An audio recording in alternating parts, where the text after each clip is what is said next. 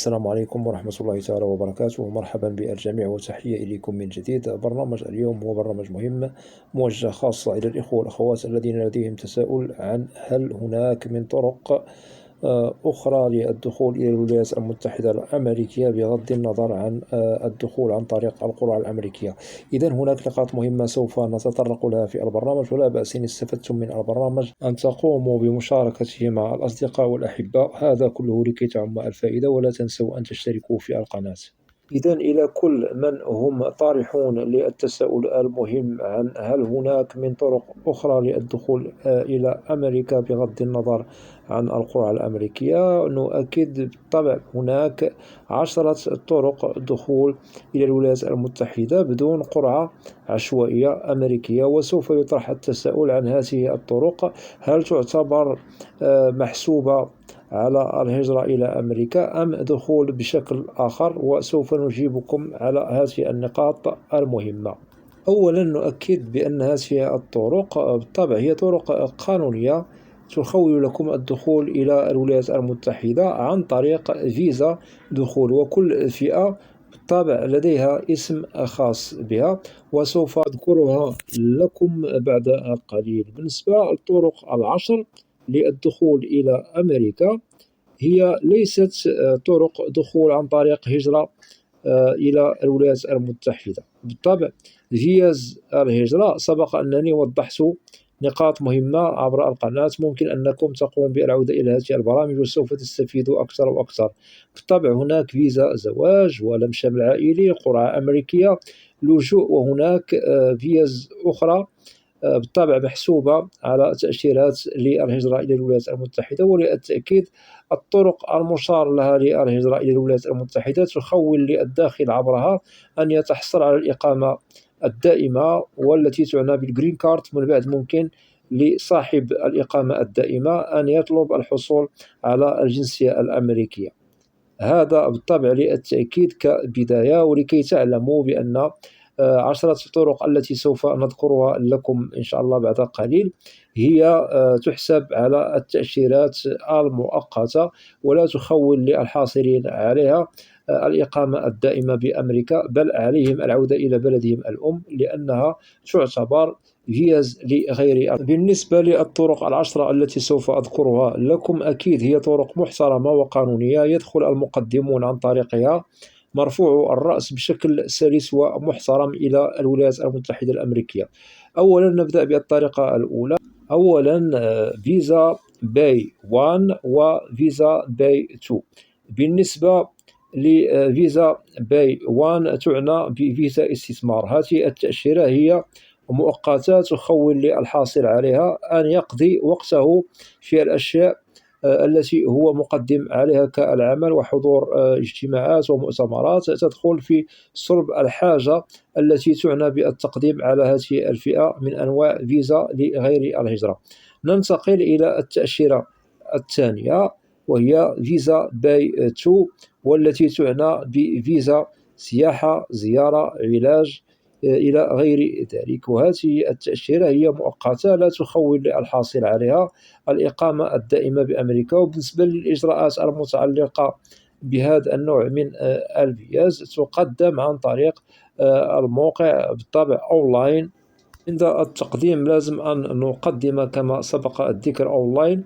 هناك استمارة أو فورم DS 160، وهناك كذلك مصاريف رسوم التأشيرة يبلغ $160 أمريكي، سواء على فيزا باي 1 وباي 2. ثم نقوم بأخذ موعد مع السفارة الأمريكية لأجل المقابلة، وضروري توفر الشروط المطلوبة للمقدم على هذه الأنواع من الفيز لغير الهجرة سواء باي 1 وباي 2.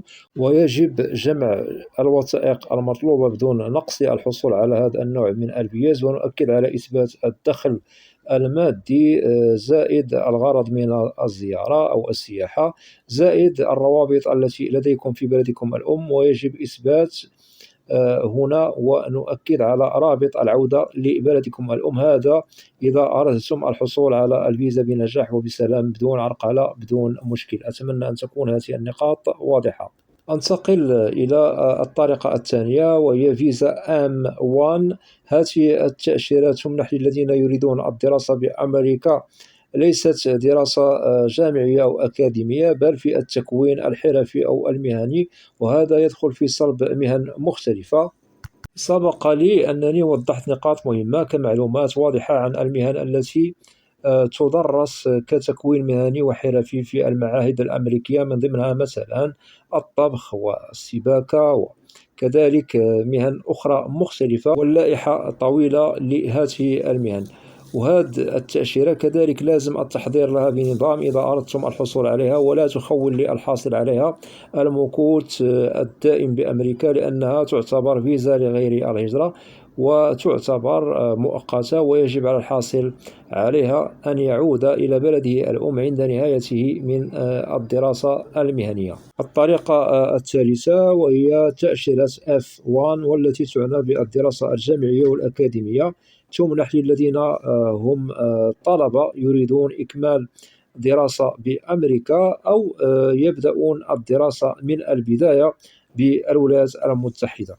كذلك هذه التأشيرة تتطلب إثبات القدرة المالية أو المادية، إثبات كذلك اختبار اللغة الإنجليزية، كذلك هنا التقديم أونلاين، هناك فورم DS 160 لازم تقديمها. كذلك المصاريف المتعلقة بهذا النوع من التأشيرات هو $160 أمريكي. كذلك ممكن إثبات شهادات متحصل عليها في بلدك الأم، ولا ننسى هناك إثبات التأمين الصحي، وكذلك الجواب الذي تحصلت عليه من الجامعة التي قبلت بها للدراسة بالولايات المتحدة الأمريكية، وجمع جميع يعني الوثائق الخاصة بكم. ولازم التركيز دائما ونؤكد عليها على الأسئلة المتداولة، من ضمنها إثبات القدرة المالية، الغرض من هذه التأشيرة، وكذلك إثبات العودة لبلدكم الأم. ننتقل إلى الطريقة الرابعة وهي H1B. هذه الفيزا تعنى بفيزا عمل، وهذا ممكن إيجاده عبر الإنترنت. ممكن لأصحاب أو أرباب عمل بالولايات المتحدة مثلا يريدون عمال للخدمة داخل أمريكا. أكيد لمن يهمهم الأمر ويريدون البحث عن عمل بالولايات المتحدة يجب أن تبحثوا عبر الموقع الذي هو يعود لأصحاب العمل بأمريكا، وممكن أن تجدوا فرصة للتقديم على وظيفة أو عمل أو أعمال مختلفة أو المجالات والتخصصات. وأكيد يجب أن نجد الشروط مستوفية في الذين يريدون التقديم على هذا النوع من فيزا H1B، التقديم عليها من خارج الولايات المتحدة. وهذه التأشيرة إن تحصلتم عليها ممكن أنكم تستفيدوا لتمديد هذه التأشيرة بالطبع. وهنا نؤكد ممكن لصاحب العمل أن يمدد معكم الفترة الزمنية القانونية للعمل داخل الولايات المتحدة. ننتقل إلى الطريقة الخامسة والمتعلقة بفيزا R، التي تمنح للعلماء ورجال الدين الذين يريدون الانخراط في تقديم خدمات في المساجد والكنائس وكل دور العبادات، وهذا بالطبع يتعلق بالعبادة على العموم. وأكيد لازم الشروط المطلوبة في المعني بالتقديم على هذا النوع من الفيز. ننتقل للطريقة السادسة وهي فيزا جي. هي تأشيرات تبادل يعني زيارات الطلبة الحاصلين على الدكتوراه والماجستير. هذه التأشيرة كذلك هي مهمة ومحترمة وهي مؤقتة. ننتقل إلى الطريقة السابعة وهي فيزا كيو، تعتبر مؤقتة وتشبه فيزا جي ولكن مختلفة عليها في بعض النقاط. وهذه التأشيرات تمنح للمدربين والمعلمين الذين يريدون تعليم أو تدريس مهارات مختلفة خارج عن إطار التدريس الجامعي أو الأكاديمي أو المهني. إذا أراد المقدم أن يقدم على هذا النوع من التأشيرات أو التأشيرة لازم أن تتوفر فيه الشروط التي تدخل في صلب فيزا كيو، وهذه التأشيرة كما ذكرنا مؤقتة. ننتقل إلى الطريقة الثامنة وهي فيزا باي، تمنح للممثلين والفنانين والرياضيين الذين لديهم حضور حفل أو مناسبات رياضية إلى غير ذلك. وننتقل إلى الطريقة التاسعة وهي فيزا هذه التأشيرة متعلقة بالعمل تمنح للتخصصات المختلفة سواء مهنيين أو حرفيين، وهذا النوع أكيد يخول فقط للذين هم يعملون لدى شركات خارج أمريكا. أي مثلا تعمل لدى هذه الشركة ببلدك الأم، ممكن أن تقدم على هذه التأشيرة عن طريق هذه الشركة للانتقال والعمل للفرع التابع لهذه الشركة بالولايات المتحدة الأمريكية. ننتقل إلى الطريقة العاشرة، وهي تعنى بفيزا الكفالة الخماسية، والتي تعنى بخمس أفراد الذين هم بأمريكا ممكن أن يقوموا بكفالة لاجئ بالولايات المتحدة. وسبق أنني وضحت نقاط مهمة عن هذا النوع من فيزا الكفالة الخماسية، ويجب أن نجد المعني بالتقديم على هذا النوع بالطبع لاجئ خارج بلده الأم يشترط، وممكن يقدم عليها الذين لديهم حروب في بلدانهم الأم أو أنهم لا يتمتعون بحقوقهم مكتملة. نزيد على هذا كل من هو متوفرة فيه شروط اللجوء إلى الولايات المتحدة، فممكن أن يقدم على هذا النوع من التأشيرات أي فيزا الكفالة الخماسية.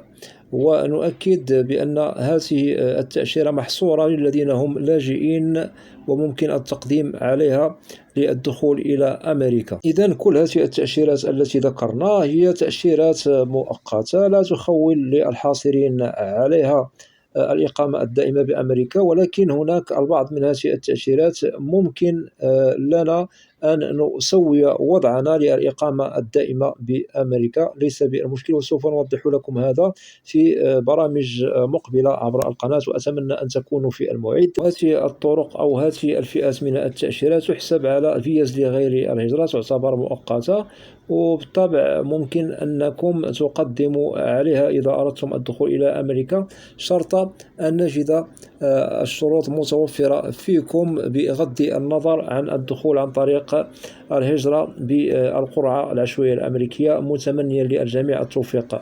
أتمنى من الإخوة والأخوات الذين لا زالوا لم يشتركوا في القناة أدعوكم للاشتراك في القناة وتفعيل زر الجرس ليصل إليكم كل جديد، ولا تنسوا أن تدعمونا دائما باللايك لكي نصل إلى أكبر نسبة من المشاهدة. وبالنسبة للقناة محتواها كامل وشامل عن الهجرة والمهاجر إلى الولايات المتحدة الأمريكية بشكل عام وكتعريف. وأود أن أشكر جزيل الشكر كل الإخوة والأخوات الذين يقومون بوضع تعليق محترمة بالقناة. مرحب بكم جميعا بأسمائكم، وإلى لقاء قريب بإذن الله، والسلام عليكم ورحمة الله تعالى وبركاته.